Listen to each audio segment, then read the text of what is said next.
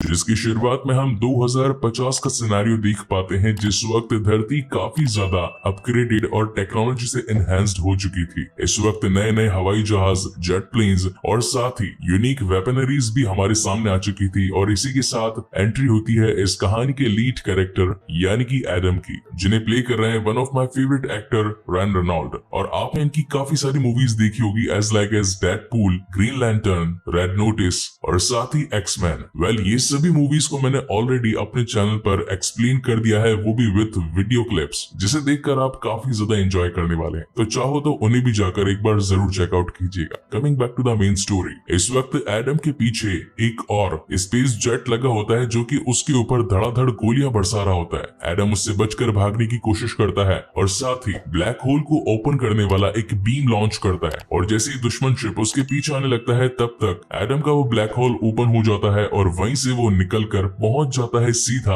2022 में, यानी कि टाइम ट्रेवल पॉसिबल हो चुका है। वहीं पर कहानी शिफ्ट होती है अगले सीन पर और यहाँ हम देख पाते हैं प्रेजेंट टाइम के एडम को, विच इज एग्जिस्टिंग इन 2022, यानी कि छोटा एडम स्कूल में एक सेल्फ ऑब्सेस्ड और साथ ही डरे हुए रहने वाले छवि की वजह से एडम पर आए दिन हर कोई हावी होता रहता था। जहाँ पर रे और चक नामक दो लड़के हर वक्त आकर उसे सताते रहते थे, उसे बुली करते थे, उसे मारते थे। इसी बीच रे एडम के मुंह पर एक जोरदार घूंसा मार देता है, जिसकी वजह से उसकी नाक से खून निकलने लगता है। उन बच्चों की लड़ाई झगड़े को रुकवाने के लिए प्रिंसिपल ऑफिस में उन्हें बुलवाया जाता है और साथ ही एडम की मॉम को भी वहां पर आना ही पड़ता है। मगर कंक्लूजन ये निकलता है कि प्रिंसिपल उल्टा एडम को ही सस्पेंड कर डालती है, क्योंकि उन्हें ऐसा लग रहा था कि एडम ने जानबूझकर इन दोनों के साथ लड़ाई करी होगी। घर आते वक्त एडम की मॉम एली उसे काफी समझाती है कि आखिर बेटा तुम लड़ाई झगड़े क्यों करते रहते हो, स्कूल के अंदर ऐसा काम करना अच्छी बात नहीं होती, किसी से कभी लड़ाई झगड़ा नहीं करते। लेकिन एडम ना तो अपनी मॉम की किसी बात का जवाब देता है और ना ही बिहेवियर अपना उनके साथ सही रखता है। इसका मतलब हम ये देख सकते हैं कि वो अपनी मॉम से कुछ ज्यादा खास कनेक्टेड नहीं है। जिसके बाद में सीन शिफ्ट होता है रात में और यहाँ पर एडम अपने डॉग हॉकिंस के साथ में खेल रहा होता है। तभी उसकी मॉम उसे डिनर करने के लिए बुलाती है और साथ ही इन्फॉर्म करती है कि आज रात वो डेट पर जा रही है, तो सोने से पहले घर की खिड़कियां और दरवाजे बंद कर लेना,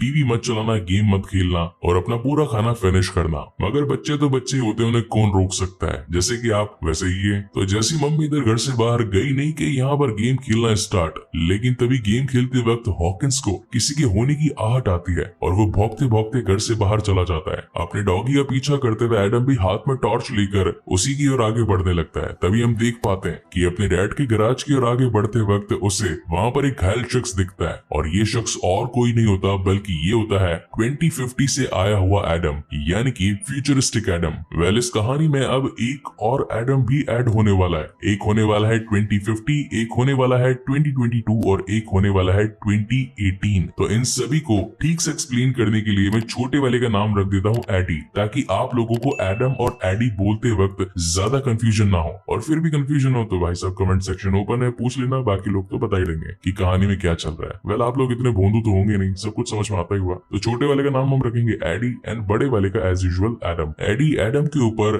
एक बेसबॉल से हमला करने वाला होता है, लेकिन एडम उसे कहता है कि मैं तुम्हें नुकसान नहीं पहुंचाऊंगा, मेरी तरफ ये डंडा लेकर आना बंद करो। वहीं पर हम हॉकिंस को भी देख पाते हैं जो कि सीधा जाकर एडम की गोद में बैठा होता है। एडम उससे कहता है कि मैं थोड़ा घायल हूँ, मुझे यहाँ पर 1-2 दिन रुकने की जरूरत है, क्योंकि मेरा स्पेसशिप क्रैश हो चुका है और वो अभी तक पूरी तरीके से रिपेयर नहीं हुआ है। हालांकि मेरा स्पेसशिप अपने आप को खुद रिपेयर कर सकता है, लेकिन वो अभी सिर्फ 50% पर है और जब तक मैं खुद ठीक नहीं हो जाता और मेरा स्पेसशिप ठीक नहीं हो जाता, मैं यहाँ से चला जाऊंगा। इसी बीच एडम उसके घर में भी आ जाता है और हर वो चीज करने लगता है जो कि एडी यूजुअली करता है, जैसे कि फ्रिज को खोलना बंद करना, उससे खाना निकालना, सारी लाइट्स को ऑन करना ऑफ करना, कहाँ पर बैठना है, कहाँ पर जाना है, कौन सा रोड खोलना है और साथ ही कपड़े कहाँ पर मिलेंगे। ये सारी चीजें एडम को ऑलरेडी पता होती है। एडी ये सब कुछ देखकर हैरान हो जाता है कि आखिर इस शख्स को मेरे और साथ ही इस घर के बारे में इतना कैसे पता है। और बातों ही बातों में एडी पूछ ही लेता है कि आखिर तुम हो कौन, कहाँ से आए हो। तो एडम उसे बताता है कि मैं तुम्हारा फ्यूचर हूँ और मैं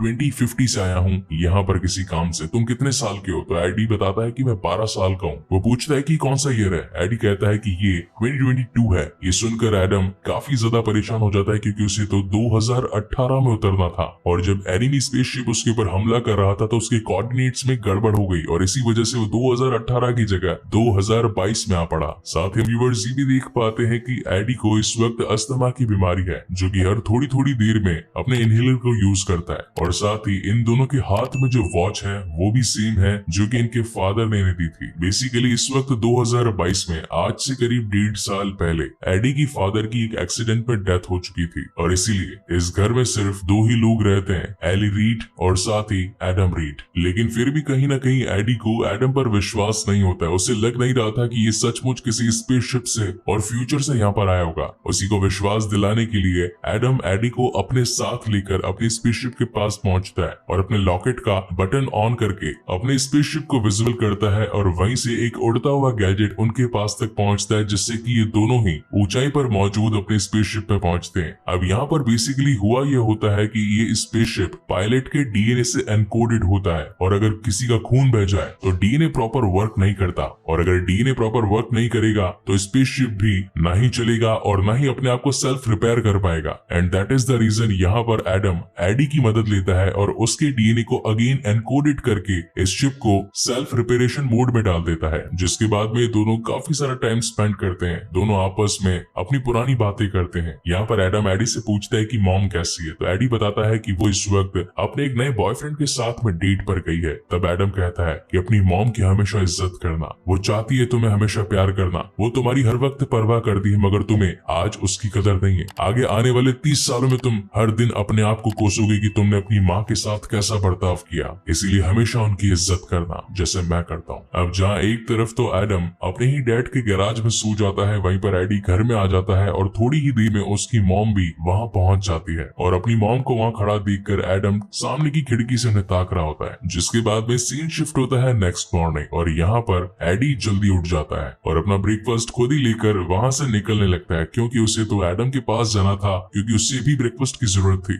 एली एडी को कहकर जाती है कि मैं ऑफिस जा रही हूँ, मुझे काफी सारा काम है, अपनी स्टडीज टाइम पर करना, रात को जल्दी सो जाना, हॉकिंस को खाना खिला देना और साथ ही खुद के लंच पर भी ध्यान देना। चलो मैं जाती हूँ, बाय। देन एडी भागता हुआ सीधा एडम के पास आता है और उसे नाश्ते के लिए ऑफर करता है। वहीं पर वो एडम की बॉडी भी देखता है और ये सोचता है कि क्या बात है, फ्यूचर के अंदर तो अपनी बॉडी एकदम टकाटक होने वाली है बॉस। वहीं पर एडम उसे कहता है कि ज्यादा घूरने की जरूरत नहीं है, मेहनत करेगा तो तेरी भी बन जाएगी। अब मुझे यहाँ से जाना पड़ेगा, मेरे घाव काफी ज्यादा बढ़ चुके हैं, इनके लिए मुझे किसी मेडिसिन की जरूरत है। जब वो अपना स्पेस सूट पहनकर बाहर जाने लगता है तो एडी उसे कहता है कि तुम ये पहनकर बाहर जाओगे, सब लोग तुम्हें पहचान लेंगे, क्यों ना पापा की ड्रेस ट्राई कर लो। और तभी एडम आता है अपने फादर का वार्डरोब खोलने के लिए। वहाँ पर वो देख पाता है कि उसके फादर को इस वक्त मरे हुए 1.5 साल से ऊपर हो चुका है, लेकिन अभी तक मॉम ने उनकी ड्रेस कबर्ड से नहीं हटाई, क्योंकि उनके दिल में कहीं ना कहीं उनके लिए आज भी प्यार है। और वहीं से अपने ही फादर का एक जैकेट निकालकर एडम पहन लेता है, और यहाँ से एडम और एडी अपने नियर बाय मेडिसिन शॉप या फिर कह सकते हैं एक छोटे से शॉपिंग मॉल में पहुंचते हैं और यहाँ से कुछ जरूरी सामान खरीदते हैं। लेकिन इसी बीच चक और रे वहाँ पर पहुंच जाते हैं और अगेन एडी को हमेशा की तरह परेशान करने लगते हैं, मगर इस बार एडम भी वहाँ पर था और वो एडम से कहता है कि चिलगोजे, इनको तो मैं कैसे भूल सकता हूँ। और उस साइड में एडी को ले जाकर थोड़ा समझाता है कि इनकी आंखों में घूर कर देखो, तुम जितना डरोगे वो तुम्हें उतना ज्यादा डराएंगे, वो तुमसे कभी लड़ना नहीं चाहते। तुम अगर एक बार उसे घूर के देखोगे और उसे कह दोगे कि मैं तेरी चटनी बना दूंगा, तेरा केला छील दूंगा, तो वो खुद ही डरकर भाग जाएगा। यहाँ पर जैसी एडी को जोश आता है तो वो जाकर उसकी आंखों में आंखें डाल के कहता है मैं तेरा केला छील के रख दूंगा। इतने में ही रे को गुस्सा आता है, वो उसके मुंह पे एक फेंट देता है और बेचारे एडी की चटनी बन जाती है। तब वो वहाँ पर 1 मिनट भी खड़ा नहीं रहना चाहता था, क्योंकि एडम ने उससे झूठ कहा था, इसलिए वो बिना कुछ सोचे समझे वहाँ से भाग जाता है। फिर तो एडम को भी गुस्सा आ जाता है और वो सीधा रे को जमीन से ऊपर उठाकर उसे बोलता है कि मैं हमेशा से तुझे सबक सिखाना चाहता था, आज वो मौका आ गया है, अगर मैं अभी चाहूँ तेरी हड्डियां तोड़कर उन्हें तेरे मोमो जैसे दिखने वाले फ्रेंड के मुंह में डाल दूंगा, और फिर सोच क्या होगा, हड्डियां, तेरा दोस्त, उसका मुंह और साथ ही मोमो, सोच कर कैसा लग रहा है, हिला डाला ना। अब आज के बाद अगर एडी को इतना सा भी परेशान किया तो तेरी हड्डी पसली तोड़ दूंगा, चल निकल यहाँ से। यहाँ से सीन शिफ्ट होता है घर पर। अब यहाँ पर एडम एडी से बात करना चाहता था, मगर एडी ने तो ऑलरेडी गैराज को अंदर से बंद कर रखा था। ये दोनों ही आपस में लड़ झगड़ रहे थे, जहाँ पर एडम एडी को कहता है यही तो सामना करने का अच्छा वक्त था, जब तक तुम लड़ोगे नहीं, गिरोगे नहीं, कुछ सीखोगे नहीं, तब तक मेरी तरफ बनोगे कैसे। लेकिन एडी का यही कहना था कि तुमने मुझसे झूठ कहा कि वो लोग लड़ना नहीं चाहते। इसी बीच वहाँ पर एडी के हाथ एक छोटी सी फोटो लग जाती है जिसका नाम था लॉरा, और लॉरा एडम की वाइफ थी जिसे माया ने मरवा डाला था। और ये माया वही शख्स थी जो कि इस मूवी के स्टार्टिंग में एडम के ऊपर शूट करवा रही थी। वेल यहाँ पर लॉरा की फोटो देखकर एडम को काफी बुरा लगता है, वो वहाँ से कहीं दूर जाकर ड्रिंक करने लगता है और तभी उसकी नजर अपनी मॉम एली पर जाती है। हालांकि इस वक्त एली को पता नहीं था कि ये एडम 2050 से आया मेरा ही बेटा है और ये दोनों आपस में खूब बातें करने लगते हैं, जहाँ पर ये अपने पुराने गमों को भुलाते हैं। एडम अपनी मॉम एली से सिर्फ यही कहता है कि आपका बेटा आपसे काफी ज्यादा प्यार करता है, बस जरूरत है तो उसे समझने की, और इतना कहकर वो वहां से निकल जाता है। हालांकि एली उससे कुछ कहना चाहती थी, उसे कुछ बताना चाहती थी, मगर उसे वो मौका नहीं मिल पाता। वहीं पर सीन शिफ्ट होता है माया पर, जो कि है इस कहानी की लीड विलन, और इसके हाथ में है फ्यूचर के टाइम ट्रेवल का फुल कंट्रोल, और अपनी हाई पावर टेक्नोलॉजी की मदद से वो एडम को ढूंढते ढूंढते 2022 में आ चुकी होती है। वहीं हम एडम और एडी को देख पाते हैं जो कि इस वक्त बैठकर अपना ब्रेकफास्ट कर रहे होते हैं। यहाँ पर एडी एडम को अगेन पूछता है कि आखिर लॉरा कौन है, तो एडम उसे सारी सच्चाई बताता है कि ये कॉलेज की बात है, जब फर्स्ट टाइम मैंने लॉरा के साथ मुलाकात करी थी, वो गलती से एक गलत लेक्चर, गलत प्रोफेसर और साथ ही गलत बिल्डिंग में घुस गई थी, और वहीं पहली मुलाकात में मैं उसे अपना दिल दे बैठा। वेल, इन दोनों की ही बात चली रही थी और तभी वहां पर पहुंच जाते हैं सोरियन ग्रुप के सोल्जर्स। बेसिकली सोरियन ग्रुप माया द्वारा क्रिएट की गई एक कंपनी होती है। एग्जाम्पल के लिए रतन टाटा एक पर्सन है और टाटा स्टील उनकी कंपनी है, या फिर कह सकते हैं कि टाटा मोटर्स और अदर ब्रांड्स या फिर अदर कैटेगरीज। इसी तरीके से माया ने फ्यूचर में टाइम ट्रेवल को पूरी तरीके से हाथ में ले लिया होता है और वो कंपनी चला रही होती है सोरियन, जिसके पास में अपने खुद के काफी ज्यादा एनहेंस्ड और साथ ही यूनिक गैजेट वाले सैनिक होते हैं। मगर एडम भी कुछ कम नहीं था, उसके पास में भी एक एक्सेल नाम का गैजेट होता है, जिसकी मदद से ये उन सभी को धूल चटा रहा होता है। पर्सनली कहूँ तो ये गैजेट मुझे देखकर काफी पसंद आया, और आपको ये गैजेट कैसा लगा प्लीज मुझे कमेंट सेक्शन में जरूर बताइएगा कि आपको किसी फाइट के अंदर ज्यादा पसंद क्या है, तलवार, धनुष, घोटा या फिर बड़े बड़े ब्लेड्स, जैसे अपने गॉड ऑफ वार के अंदर क्रेटोस यूज करता है। गेम तो खेले होंगे आपने, और नहीं भी खेले होंगे तो बता दूं थोड़े टाइम के अंदर अपना गेमिंग चैनल ओपन होने वाला है, तो वहां पर गॉड ऑफ वार जरूर खेला जाएगा, तो बड़े बड़े ब्लेड्स आएंगे तो वहां पर देख लीजिएगा। Coming back to the main story, यहाँ पर धमाधम फाइट चली रही होती है और इसी बीच इन दोनों का साथ निभाने के लिए पहुंच जाती है वहां पर लॉरा। ये देखकर एडम काफी ज्यादा हैरान हो जाता है कि लॉरा आखिर यहाँ पर कैसे है, इसे तो यहाँ पर होना ही नहीं चाहिए था क्योंकि ये तो मर चुकी है। लेकिन वहां से ये लोग अपनी जान बचाकर कार में भागने लगते हैं, लेकिन इनका पीछा छोड़ने वाली सोरियन कैसे थी, और सोरियन ऊपर से इनके ऊपर धमाधम फायर्स करने लगती है। मगर लॉरा भी किसी से कम नहीं थी और वो भी अपनी गाड़ी को फुल स्पीड में भगा रही होती है, क्योंकि वो भी एक शानदार पायलट थी अपने टाइम की, और बड़ी ही मुश्किलों का सामना करते हुए जंगल में तेज गाड़ी भगाते हुए ये सभी पहुंच जाते हैं एक शांत प्लेस पर, जहां पर इस कहानी का सारा प्लॉट रिवील होता है। बेसिकली लुइस रीड यानी कि एडम के फादर सोरियन टेक के लिए काम किया करते थे। सोरियन टेक यानी कि माया की कंपनी, और ये दोनों ही मिलकर फ्यूचर के लिए टाइम ट्रेवल की मशीन बना रहे थे, और उस मशीन के कंप्लीट हो जाने के बाद में अनाउंसमेंट का वक्त था सन 2018, जब पहली बार ये मशीन लोगों के सामने और साथ ही इसका फर्स्ट यूज होने वाला था। मगर सन 2050 आते आते तक सारी परिस्थितियां बेकाबू हो चुकी थी, और लॉरा चाहती थी कि काश 2018 में ये टाइम ट्रेवल की मशीन बने ही ना। इसीलिए लॉरा ने 2018 में आकर इस टाइम ट्रेवल की मशीन और साथ ही माया को मारने की कोशिश करी, ताकि टाइम ट्रेवल इजाद ना हो और कभी भी किसी का फ्यूचर ना बिगड़े। लेकिन जिस तरीके से माया ने एडम के ऊपर अपने सैनिकों से हमला करवाया, उसी तरीके से लॉरा पर भी हमला करवाया और लॉरा का प्लेन क्रैश हो गया। अब जब प्लेन के अंदर टाइम पोर्टल बनाने वाली बीम थी, अगर वो काम नहीं करती तो वो अगेन टाइम ट्रेवल कैसे कर पाती, और इसी वजह से सन 2018 से सन 2022 तक यानी करीब 4 सालों तक उसने इसी टाइमलाइन में जीकर एडम का इंतजार किया, क्योंकि उसे विश्वास था कि एडम मुझे बचाने के लिए जरूर आएगा, और ऐसा हुआ भी। वेल, इन दोनों की ये बातें चली रही थी और सारा प्लॉट रिवील हुआ ही था कि तभी वहां पर सोरियन और उसके गुंडे पहुंच जाते हैं। लॉरा कहती है कि एडी और एडम यहाँ से भागो, यहाँ से निकलो, इन सभी को मैं देख लूंगी, क्योंकि तुम्हारा यहाँ से जाना और उस मशीन को तबाह करना बहुत ज्यादा इंपॉर्टेंट है। अगर वो टाइम ट्रेवल की मशीन खत्म ना हुई तो हम सभी का फ्यूचर बर्बाद हो जाएगा। जितना जल्दी हो सकता है यहाँ से निकलो। हालांकि एडम वहां से जाना तो नहीं चाहता था, लेकिन क्या करता, सोरियन और साथ ही उसके सैनिक काफी ज्यादा थे, इसी वजह से उसे वहां से निकलना पड़ता है। वहीं पर लॉरा अपने घर में जाकर जमीन में से स्कारल और साथ ही दूसरे बॉम्ब वगैरह निकाल लेती है, और जैसे सोरियन की टीम वहां पर उन्हें पकड़ने के लिए पहुंचने लगती है, तभी वो एक जोरदार ब्लास्ट करती है और उन सभी के ऊपर भारी पड़ती है। मीनवाइल हम एडम और एडी को देख पाते हैं और ये दोनों आपस में बातचीत करते हैं कि आखिर हम उस टाइम ट्रेवल मशीन को तबाह कैसे करेंगे, क्योंकि उन्हें तो ऐसा करना नहीं था। तभी वहां पर एडी कहता है कि क्यों ना इसके अंदर हम अपने फादर लुइस रीड की मदद लें और सीधा 2018 में जाए जिस वक्त इस टाइम ट्रेवल मशीन को इजाद किया गया था।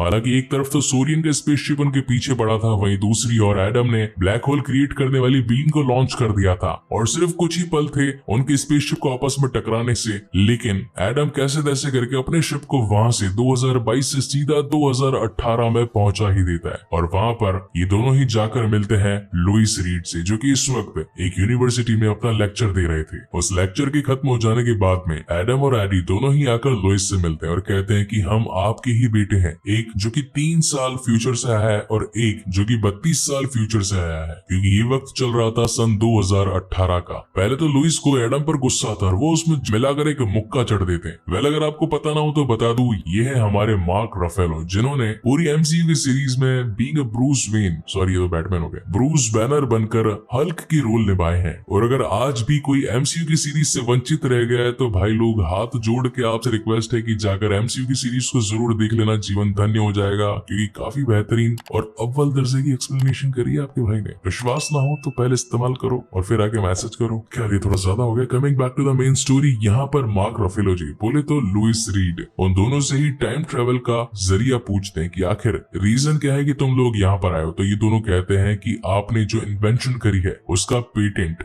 माया ने अपने नाम पर ले लिया है, जबकि क्रेडिट आपको जाना चाहिए था, और ऊपर से वो इसका मिसयूज कर रही है। और साथ ही मेरी बीवी लॉरा की डेथ भी इसी आपकी फ्रेंड माया की वजह से हुई है। तो हम उस पूरी मशीन को तबाह करना चाहते हैं और मुझे इस काम में आपका साथ चाहिए। लेकिन लुइस ऐसा करने से मना कर देता है और कहता है कि समय के साथ छेड़खानी करना बिल्कुल अच्छी बात नहीं है, और ये जो बातें तुम मुझे बता रहे हो इससे आगे आने वाले फ्यूचर में भी बदलाव हो सकता है। तुम्हें ये सारी बातें मुझे बतानी तक नहीं चाहिए। हालांकि रात को ये तीनों आपस में बैठे होते हैं। एडम को गुस्सा आने की वजह से वो वहां से चला जाता है, लेकिन एडी जो कि इस वक्त अपने फादर के साथ होता है, जो कि सन 2022 से आया है, और उसे ये पता है कि अगले 1.5 सालों में, बोले तो 2018 से काउंट करते हुए 1.5 साल, मेरे फादर यानी कि आपके अंतिम दिन होंगे। वो उन्हें बताना चाहता था और उन्हें कुछ कहना चाहता था, लेकिन लुइस उन्हें पहले ही रोक देता है और कहता है कि मुझे फ्यूचर मत बताओ, न जाने फ्यूचर में मेरे साथ क्या होगा, लेकिन इस वक्त मेरी पत्नी और मेरा बेटा मेरा इंतजार कर रहे हैं, यानी कि 2018 वाले, तो मुझे उनके पास जाना होगा, और जो काम तुम करने आए हो मैं उसमें तुम्हारी कोई मदद नहीं कर सकता। मीनवाइल हम माया को देख पाते हैं, जो कि इनके स्पेसशिप को ट्रैक करती करती सन 2018 में आकर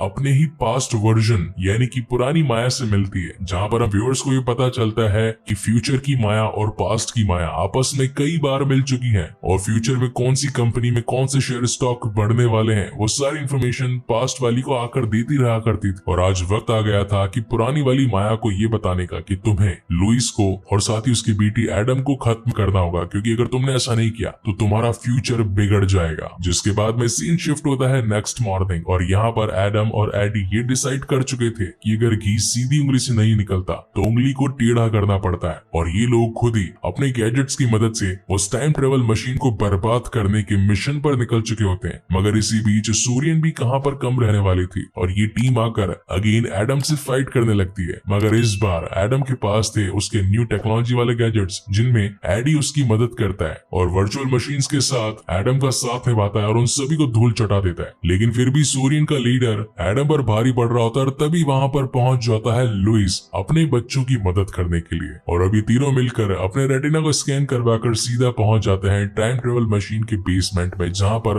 उस पूरी मशीन का सेटअप था, और अभी उसकी हार्ड ड्राइव निकाल कर जाने वाले होते हैं, क्योंकि अगर हार्ड ड्राइव नहीं रहेगी तो डेटा नहीं रहेगा, अगर डेटा नहीं रहेगा तो मशीन अपने आप को एनालाइज नहीं कर पाएगी, और जाहिर सी बात है अगर एनालाइज नहीं कर पाएगी तो टाइम ट्रेवल पॉसिबल नहीं हो पाएगा। मगर इसी बीच वहां पर पास्ट और फ्यूचर वाली माया पहुंच जाती है, जहां पर इन सभी के बीच में अगेन उस हार्ड ड्राइव को लेकर एक जोरदार फाइट शुरू हो जाती है। और इसी बीच एक गलती से गोली चल जाती है, जो कि हाइपर मैग्नेटिक कंप्रेस्ड चैम्बर को डैमेज दे डालती है, और इसी से हर लोहे की चीज अट्रैक्ट होने लगती है और उस बड़े चुंबक से जाकर चिपकने लगती है। वेल, ये सीन इस पूरी मूवी का काफी ऑसम सीन था, जहां पर हर सैनिक हर लोहे से बनी चीज और साथ ही जैकेट्स के बटन तक उस बड़े से चुंबक की ओर खींचे चले जा रहे थे, और ये सभी उस हार्ड ड्राइव को लेने की कोशिश कर रहे थे। और टाइम बचा था सिर्फ 2 मिनट का, क्योंकि अगर 2 मिनट में यहाँ से ये लोग नहीं निकले तो इस चैम्बर के बड़े बड़े लोहे के दरवाजे बंद हो जाएंगे और यहाँ पर एक जोरदार धमाका होगा जिसमें ये सभी मारे जाएंगे। और अब सिर्फ 1.5 मिनट बचा था, जहाँ पर इन तीनों के सामने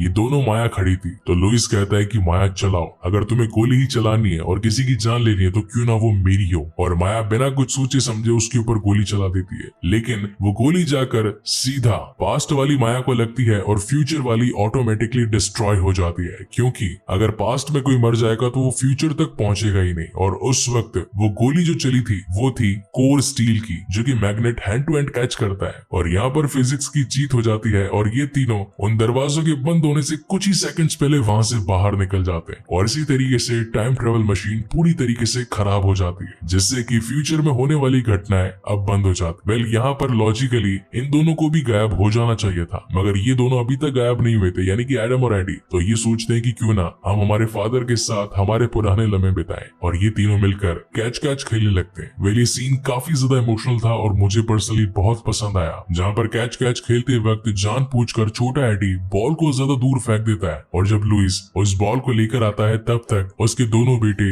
उसके सामने से जा चुके होते हैं। यानी कि अब सारी टाइमलाइन 2018 के अकॉर्डिंग बिल्कुल शेप में आ चुकी होती। और इसी के साथ समय आगे बढ़ता जाता है और छोटा 2018 वाला एडम अब बड़ा हो जाता है, और ये वही सीन होता है जहाँ पर वो लेक्चर में बैठा होता है और उसकी मुलाकात लॉरा से होती, जो कि बेचारी गलती से गलत प्रोफेसर, गलत लेक्चर और साथ ही गलत बिल्डिंग में मौजूद होती है। और यहीं से इन दोनों के प्यार की शुरुआत होती है और ये शानदार कहानी यहीं पर खत्म होती है। सो गाइस, आपको ये वीडियो कैसा लगा प्लीज मुझे लाइक और कमेंट करके जरूर बताइएगा, और अगर पहली बार इस चैनल पर आए हैं तो इसे सब्सक्राइब जरूर कीजिएगा, क्योंकि इस चैनल पर बेहतरीन तरीके से विजुअल इफेक्ट्स के साथ में वीडियो क्लिप्स को यूज करते हुए बहुत ही प्यारी एक्सप्लेनेशन आपको मिलेगी। और ये सिर्फ मैं वादा ही नहीं कर रहा बल्कि करके भी दिखाता हूँ, चाहे तो चैनल को चेकआउट करके जरूर देख लीजिएगा। वेल, ये थी मेरी ऑडेक्स लिस्ट की एक काफी बेहतरीन मूवी, ऑडेक्स यानी कि ऑन डिमांड एक्सप्लेनेशन, जो कि मैं आपकी डिमांड पर बनाता हूँ। तो अगर आपको इस चैनल पर आपकी फेवरेट मूवीज देखनी है तो मुझे #ऑडेक्स करके अपनी फेवरेट मूवी का नाम जरूर लिखकर बताइएगा।